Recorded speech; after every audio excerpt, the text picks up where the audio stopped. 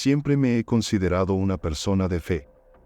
Desde pequeño, fui educado en la tradición católica, ir a misa todos los domingos, confesarme al menos una vez al mes y rezar todas las noches antes de dormir. Mi familia siempre me inculcó que la iglesia era un lugar de refugio, un santuario donde las almas podían encontrar paz y redención. Creía firmemente en eso, hasta aquella noche en la que todo cambió. Recuerdo que esa semana había sido particularmente difícil. Mi vida personal parecía desmoronarse y sentía un peso enorme en mi conciencia. Había cometido errores, cosas de las que no estaba orgulloso, y necesitaba alivio, necesitaba sentir que podía empezar de nuevo. Decidí ir a la iglesia de mi barrio para confesarme, buscando un poco de paz. La iglesia estaba extrañamente vacía cuando llegué. No era tan tarde, pero no había ninguna de las usuales caras conocidas. El aire tenía un frío peculiar, inusual para la época del año, y el eco de mis pasos resonaba en las paredes de piedra, amplificando el silencio. Las velas titilaban débilmente, proyectando sombras que parecían moverse por su cuenta. Algo dentro de mí decía que no debía estar allí, pero deseché esa sensación. Después de todo, era un lugar santo. Me acerqué al confesionario y la cortina estaba cerrada, como siempre. Al otro lado, supuse, estaría el sacerdote esperando. Empujé la pesada cortina de terciopelo y me arrodillé.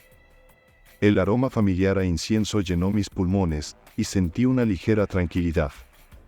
Entonces, la voz del sacerdote rompió el silencio, en el nombre del Padre, del Hijo y del Espíritu Santo. Pero algo no estaba bien. Su voz era más grave de lo que recordaba, casi como si fuera alguien diferente. Por un momento, pensé en irme, en volver otro día, pero me quedé. Comencé a confesarme. Hablé de mis pecados, de mis errores, de todas esas cosas que cargaban mi alma. Esperaba las palabras habituales de consuelo, la absolución que tantas veces había recibido en el pasado. Sin embargo, después de que terminé de hablar, no hubo respuesta. El silencio se prolongó tanto que comencé a sentirme incómodo. Entonces, el sacerdote habló, pero su voz tenía un tono distinto, uno que me hizo sentir un frío inexplicable en la columna. Dijo: ¿estás dispuesto a hacer cualquier cosa para ser perdonado? La pregunta me desconcertó. No era lo que esperaba escuchar en una confesión.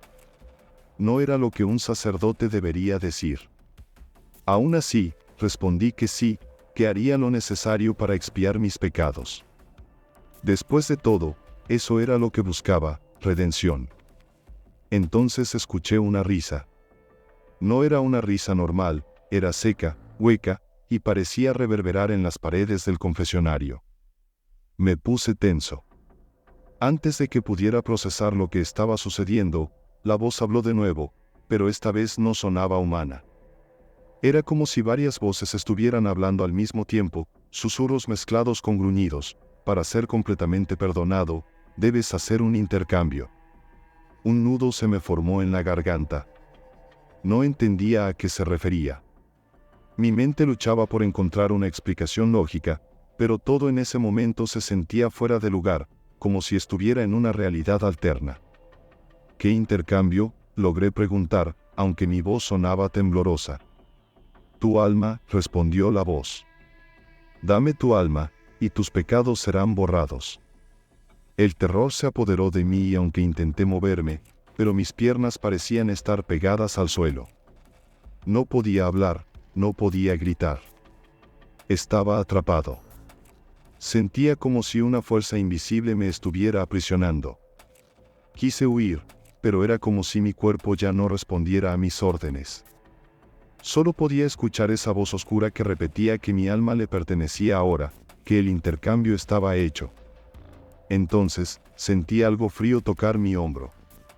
Era una sensación indescriptible, como si me tocara algo que no debía existir en este mundo. Giré la cabeza, pero no había nadie allí. Sin embargo, la sensación permanecía, como si esa presencia invisible estuviera justo detrás de mí, observándome. El confesionario comenzó a oscurecerse, y la luz de las velas fuera parecía menguar. El aire se volvió denso, casi irrespirable, como si estuviera inhalando humo espeso. Empecé a hiperventilar, pero mis pulmones no lograban captar suficiente aire. Cada segundo que pasaba, el pánico crecía más y más dentro de mí. Finalmente, encontré la fuerza para moverme. No sé cómo lo hice, pero empujé la cortina y salí del confesionario de un salto. El miedo me impulsaba, y salí corriendo de la iglesia tan rápido como mis piernas me lo permitieron. El eco de mis pasos resonaba en las paredes vacías, pero no miré atrás. Pues no podía. Algo en mí sabía que si lo hacía, no volvería a salir de allí. Cuando finalmente llegué a mi casa, estaba empapado en sudor y temblando. Cerré todas las puertas y ventanas, como si eso pudiera protegerme de lo que fuera que había encontrado en esa iglesia. No dormí esa noche. Ni la siguiente.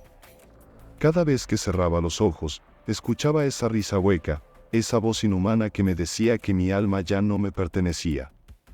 Han pasado meses desde esa noche, y no he vuelto a poner un pie en una iglesia. Ya no rezo y no creo que la iglesia sea un lugar seguro. Porque ahora sé que hay cosas que no pertenecen a este mundo, cosas que pueden atravesar los muros de un lugar sagrado y corromper lo que tocan.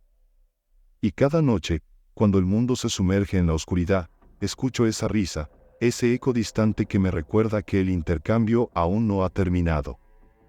Si te está gustando el video, no olvides suscribirte y activar la campanita para recibir notificaciones cuando subamos nuevo contenido.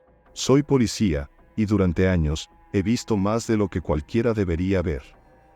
He aprendido a lidiar con el dolor, la tristeza y la desesperación, pero hay una noche en particular que siempre regresa a mi mente. Esa noche era como cualquier otra, con la luna alta en el cielo y las calles tranquilas. Estaba patrullando solo en mi auto, algo común en mi pequeño pueblo donde rara vez pasa algo fuera de lo normal. Era casi medianoche cuando recibí una llamada por la radio. Una mujer gritaba, pidiendo ayuda desde un parque en las afueras de la ciudad. No se dieron muchos detalles, solo que la situación parecía ser urgente. Cuando llegué, todo estaba en silencio, excepto por el viento que agitaba las hojas de los árboles.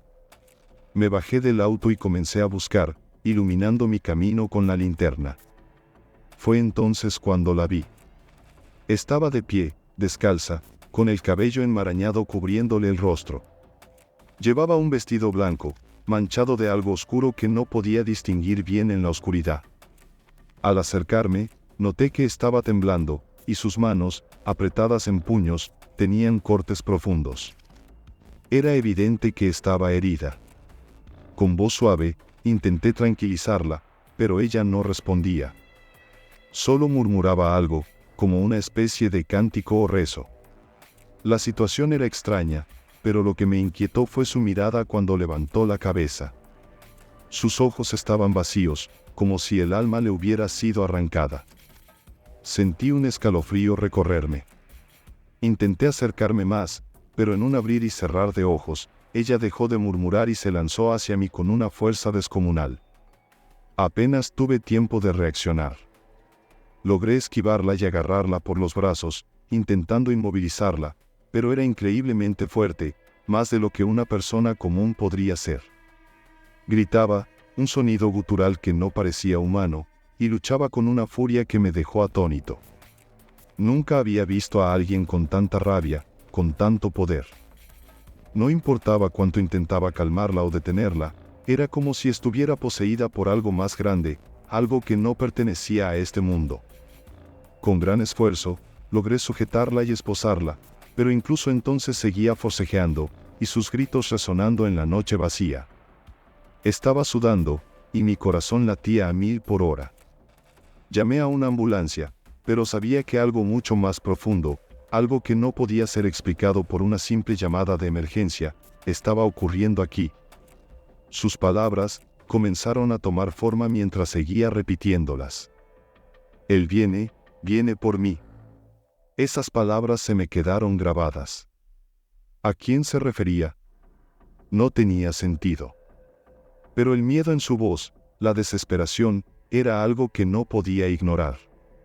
Cuando la ambulancia llegó, ella estaba agotada, apenas consciente, pero aún murmuraba esas mismas palabras.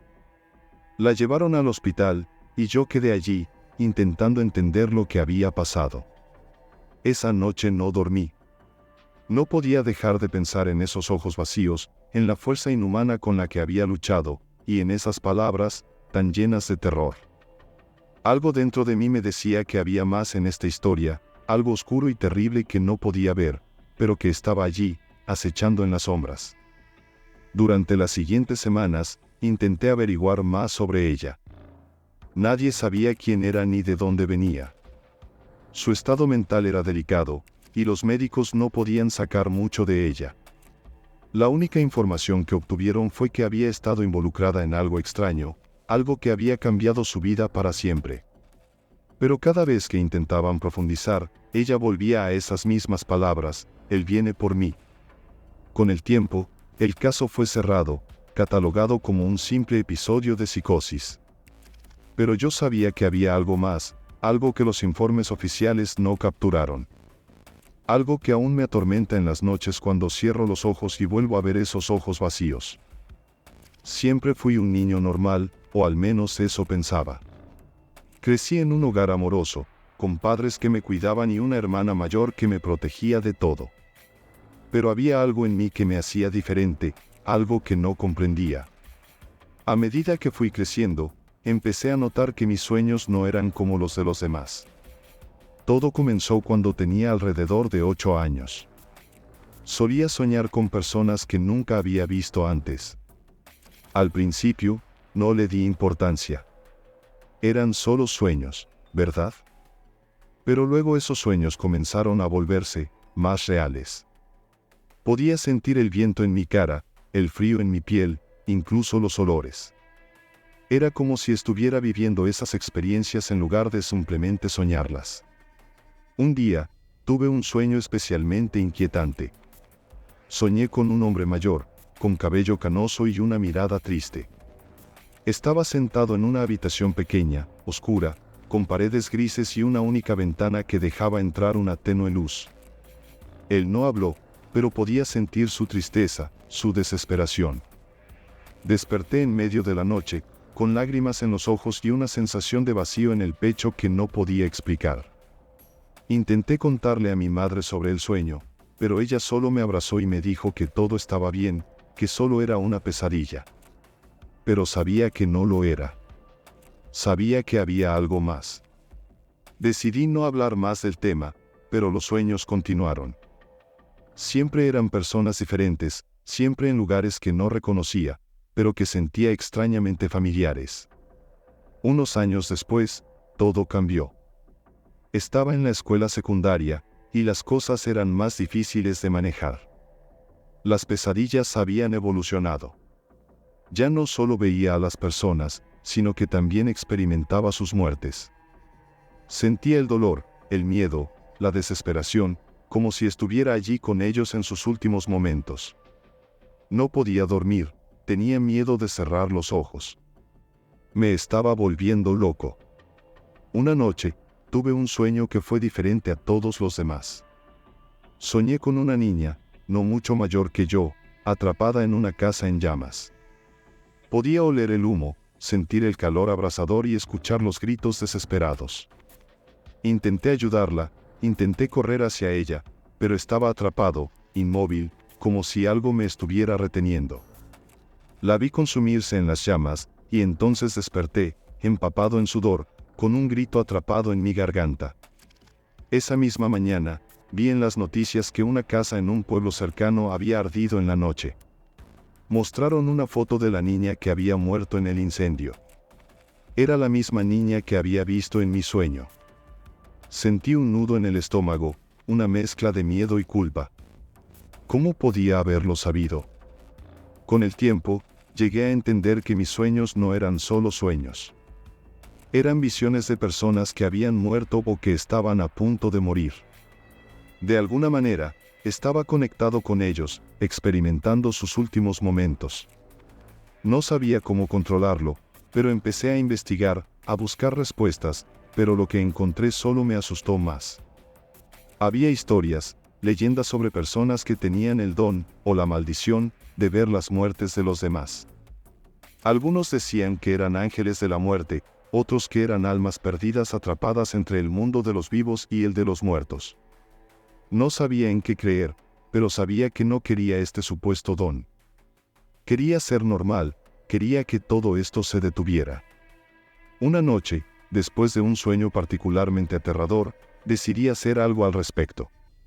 No podía seguir viviendo así. Me paré frente a un espejo, me miré fijamente y, con lágrimas en los ojos, grité a la oscuridad, pidiendo que todo se detuviera, que me dejaran en paz. No sé si alguien me escuchó, pero desde esa noche, los sueños comenzaron a desvanecerse. Ya no tenía visiones, ya no veía a esas personas morir. Pero el miedo nunca desapareció. Siempre vivía con la duda de si volverían, de si alguna vez volvería a ser arrastrado a ese oscuro abismo de pesadillas. Y aunque la vida continuó y pude retomar cierta normalidad, siempre hay una parte de mí que teme cerrar los ojos por la noche, por miedo a lo que podría ver. Era una noche como cualquier otra en la estación de bomberos.